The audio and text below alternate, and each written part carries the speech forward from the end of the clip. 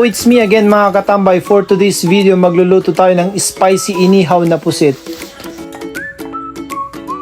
After natin malinisan ang ating pusit, eto na, ihanda na natin ang ating marination. Nandiyan ang garlic, soy sauce, oyster sauce. Lagyan din natin ito ng lime juice or calamansi juice, depende sa available sa inyo. Nandiyan ang chili.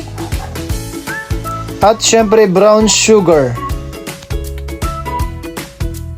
Pagkatapos nun, ihalo na natin sa ating pusit at i-marinate natin to for an hour. Habang inaantay natin ang ating minarinade na pusit, gagawa muna tayo ng sauce mga katambay.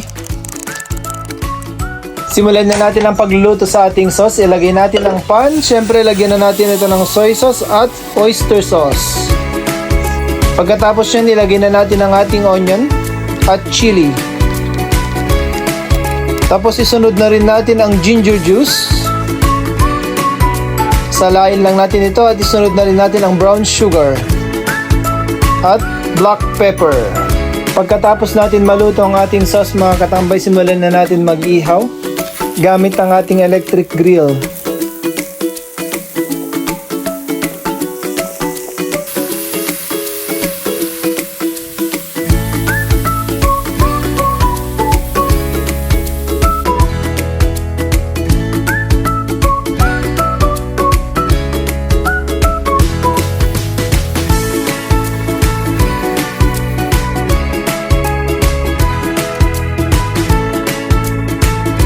At eto na mga katambay, luto na at syempre ilagay na natin ang ating sauce na niluto kanina.